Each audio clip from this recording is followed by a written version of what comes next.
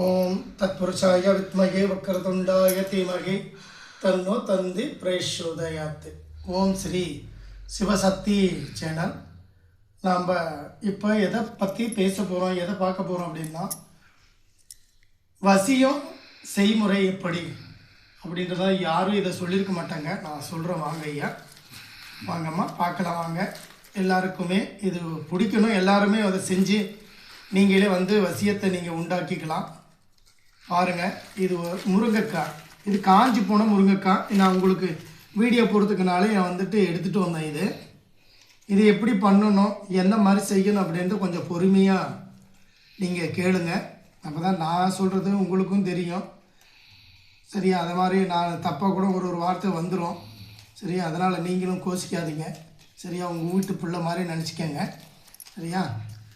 இதை பார்த்துக்கோங்க. இது இந்த நமக்கு தேவைப்பட்டது இந்த முருங்கைக்காய் மேலே இருக்கிறதெல்லாம் கிடையாது. இதில் ஒரு சதை இருக்குது பாருங்கள். இந்த சதையை நம்ம இப்படி கத்தியில் நீக்கிக்கோங்க. உஷாரு.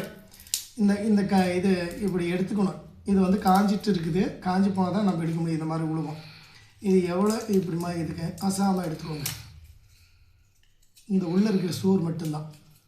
இது எப்படி அப்படின்னு பார்த்தீங்கன்னா, இதை போய்ட்டு தோட்டத்தில் இருந்தால் நீங்கள் உங்கள் தோட்டத்தில் இருந்தால் எடுத்துக்கோங்க. இல்லை நீங்கள் வீட்டில் வச்சுருப்பீங்க அப்படின்னு தான் எடுத்துக்கோங்க. அப்படி இல்லை அப்படின்னா கடையில் கூட நீங்கள் முத்தனதை பார்த்துட்டு, இல்லை அப்படி கடையெல்லாம் முத்தனதை விற்க மாட்டாங்க. முத்தி போயிருக்கணும் சுத்தமாக. காஞ்சி போயிட்டு இருந்தால் கூட பிரச்சனை இல்லை. நீங்கள் அப்படி முத்தலை அப்படின்னு சொல்லிட்டு பார்த்தீங்கன்னா காஞ்சதை நல்லா முத்தி போனதை தரமான இருக்கிறத வாங்கின்னு காய வச்சுடுங்க. ஒரு 3 நாள் 4 நாள் காய வச்சு அது காஞ்சிடும். இது மாதிரி சேகரிச்சிங்க. சதை தான் வேணும்.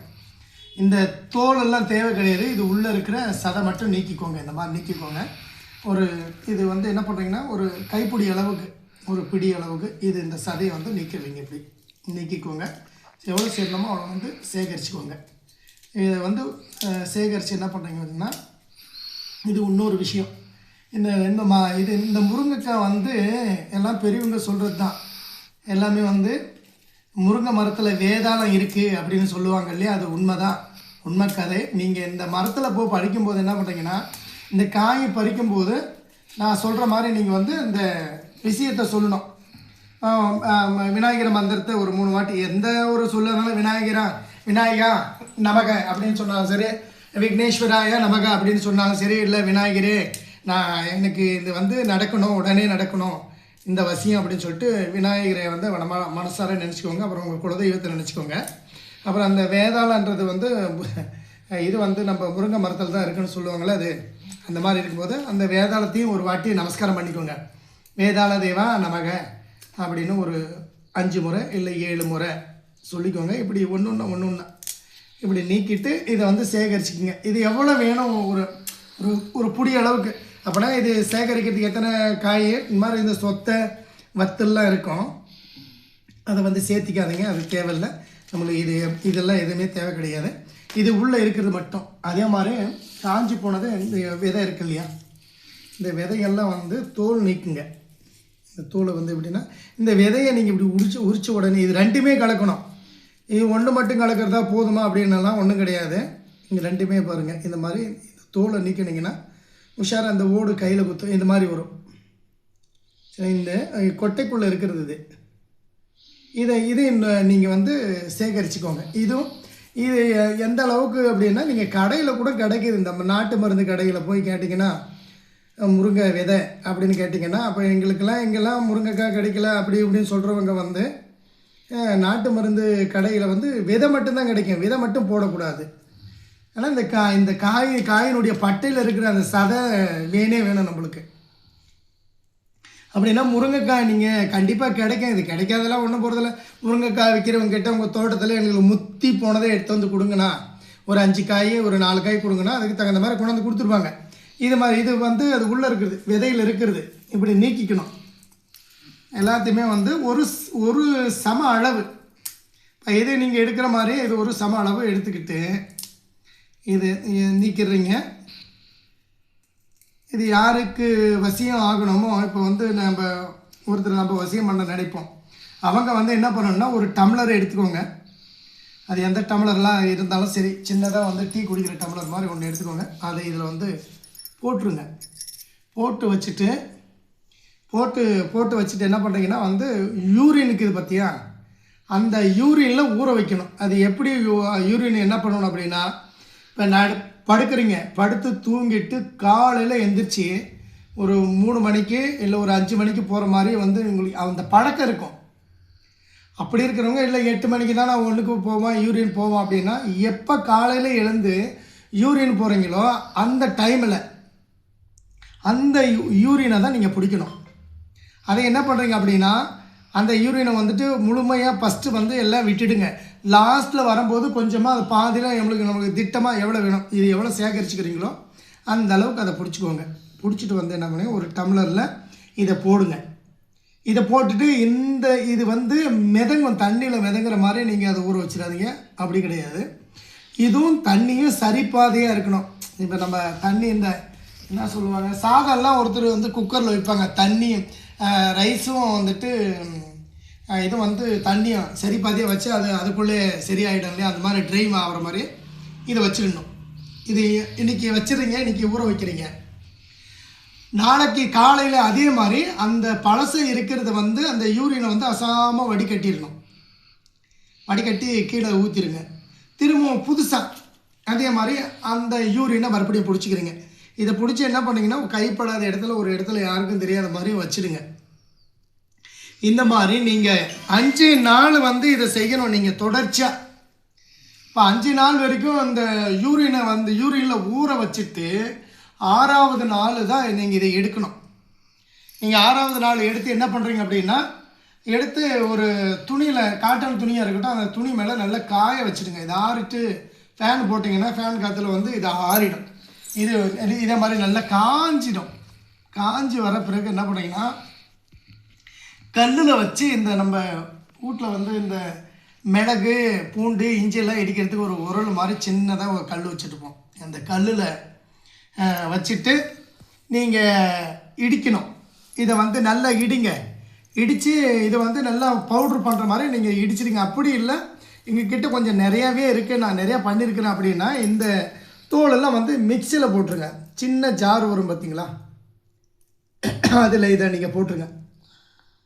போட்டுட்டு பொடி பண்ணி ஒரு சின்ன டப்பில் நீங்கள் எடுத்து வச்சுக்கணும். நீங்கள் எடுத்து வச்சுக்கிறீங்க. இது எடுத்து வச்சுக்கினா இது ரெடி ஆகிடுச்சு.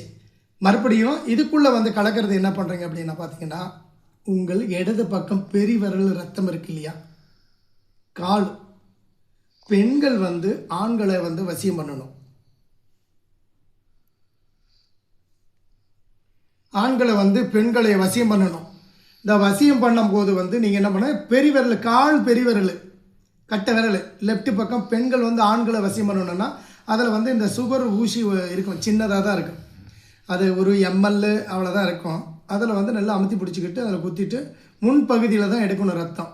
இந்த அடியில் அங்கே இங்கே சைடில் குத்திலாம் எடுக்கக்கூடாது. முன்பகுதி நெகத்துக்கும் கீழே அந்த பகுதியில் வந்து ரத்தம் எடுத்துக்கணும்.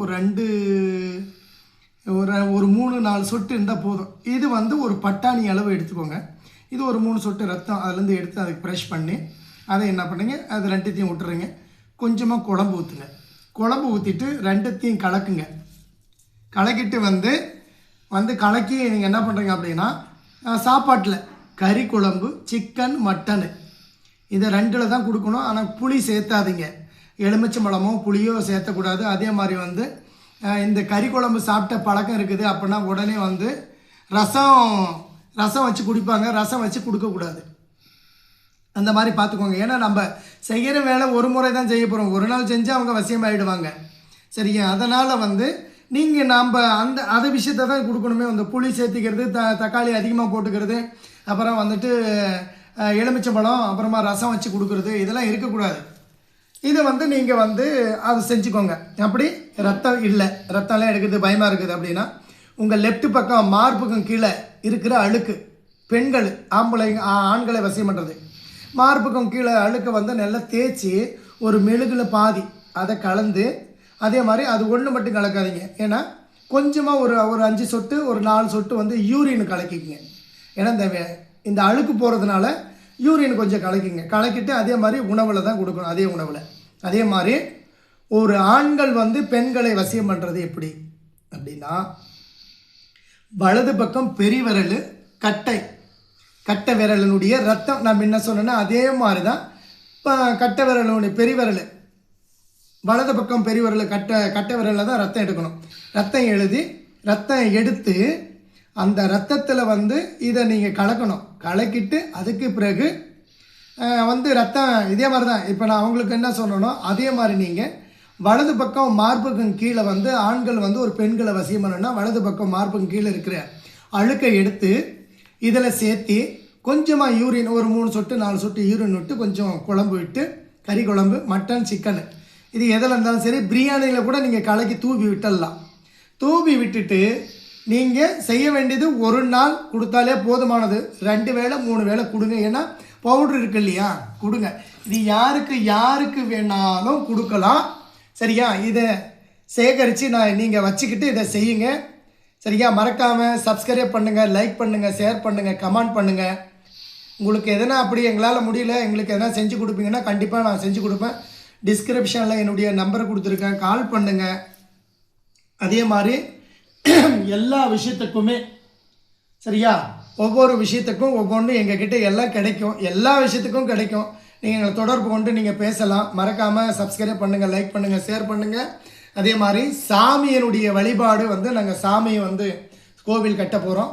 அதுக்கு உங்களால் முடிஞ்சதை கூட எங்களுக்கு ஹெல்ப் பண்ணலாம். நாங்கள் அடுத்த வாரத்திற்குள்ளே அது வந்து இந்த ஆடி போய் ஆவணி மாதத்தில் தான் நாங்கள் எதனா ஒன்று செய்ய போகிறோம். அதுக்கெல்லாம் நீங்கள் வந்து எனக்கு ஹெல்ப் பண்ணுங்கள், சப்போர்ட் பண்ணுங்கள். இதை மாதிரி எளிய முறையில் வந்துட்டு நீங்களே பண்ணிக்கிறதுக்கு இது யாரும் சொல்லியிருக்க மாட்டாங்க. ஆனாலும் நீங்கள் எல்லாருமே நல்லா இருக்கணும் அப்படின்றதுக்கோசம் தான் நான் வந்து இந்த வீடியோ போட்டுட்ருக்கேன். உங்களுடைய சப்போர்ட் எனக்கு வேணும். எல்லாம் அதிக நேரம் பேசுகிறாரு கொண்டு எதுவும் நினைக்காதீங்க. இதை நான் சொன்ன மாதிரியே செஞ்சுக்கோங்க. மறக்காமல் எனக்கு லைக் பண்ணுங்கள், ஷேர் பண்ணுங்கள், கமெண்ட் பண்ணுங்கள். வணக்கம் நண்பர்களே. அடுத்த வீடியோவில் நான் கண்டிப்பாக உங்களை சந்திக்கிறேன். எல்லாருக்கும்